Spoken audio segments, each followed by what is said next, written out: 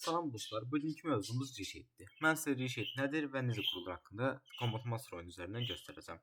İlk öncəliklə reshade nədir? Reshade fərqli oyunlarda dəstəyi olan oyunlarda shader dəstəyi verir və oyunu daha sinematik bir görünüm qazandırır. Məsələn, işıqları artırır, motion blur verir, bloom kimi özellikləri bizə paylaşır.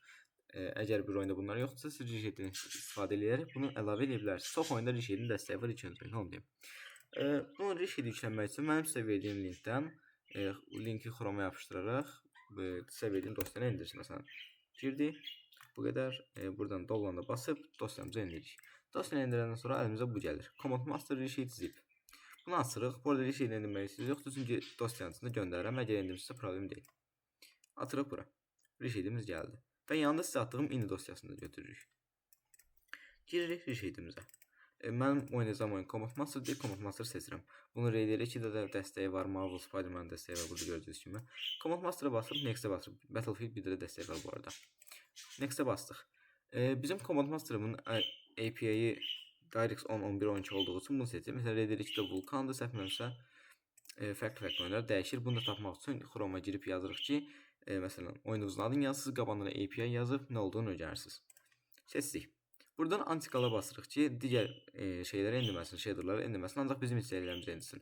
Bunun üstündə browser'ə basıb mənim sizə göndərdiyim ini dosyasını 2 dəfə basırsınız. Burada xüsusi dosyalar seçilir, gördüyünüz kimi. Baxın. Burada sizə tövsiyəm ambient light-ı seçməyinizdir, amma seçməyə bilərsiniz. Onun üçün səbəbini izah edəcəm. Next-ə basırıq və endirmələrini gözləyirik. Çox qısa bir endirilməsi var. Endiriləndən sonra sizdən danışacağım. Aha, burada aslında burada da sol üstə yazdığı kimi ingiliscə bilənlər oxuyar. Home düyməsinə basırıq klavişimizdən. Home'a basırıq. Sonra burada bizim üçün bir menü açılacaq. Buradan script tutorial'a basırıq və bunlar gələcək. Əgər bunlar sizə açıq deyilsə, bunları açacağıq. Nələr açırıq deyirəm. Blooming HDR, Clarity, DPX, Motion Blur və Technicolor 2 və Vignette. İstədiyiniz yenə dediyim kimi Ambient Light-ı açsaz, əgər açmasanız burada görsənmir. Açsaz burada görsənəcək. Ambient Light seçəndə ekran biraz daha parlaq olur, amma bəzi rəqabətçi oyunlarda göz ağrıda bilir. Aha. Aradakı fərqi görmək istəyənlər üçün bunu bağlayıram. Bunun üçün özünüzdə sınaya bilərsiniz. Yəni fərq çox açıq aydın ortadadır. Mən olsam bunu reshade-ə endirərəm həmişə. Görürsünüz, vaxtında Raider 2 oyununda özümdə reshade istifadə etmişəm. Burada tövsiyəm də reshade hamıya. Gəlirik burada məsələn bir oyuna girim, sizin üçün göstərim qrafikin fərqini. Aha. Girək. Oyun içində canlı görün və nə olduğunu hətta anlayın. Belə görsənər, aha. Bir də belə görək. Bağlı şəkildə. Görürsünüz, oyun nə qədər dəyişdi.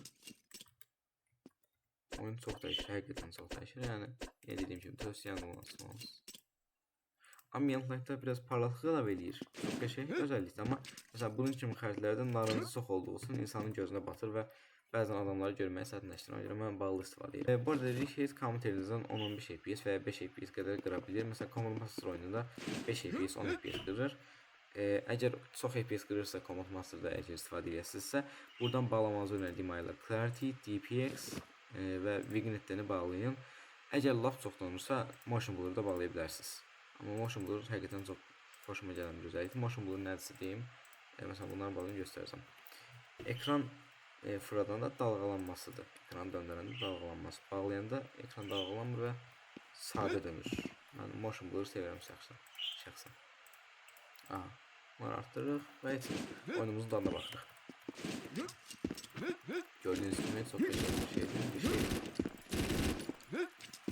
İstifadə edirsiniz. Bugünlük sağ olun dostlar. Like atmağı unutmayın. Yeni dediyim kimi kanalımıza abunə olmağı da unutmayın. Əgər nəsə probleminiz var, şərhlərdə qeyd edin və mən sizə kömək edeyim.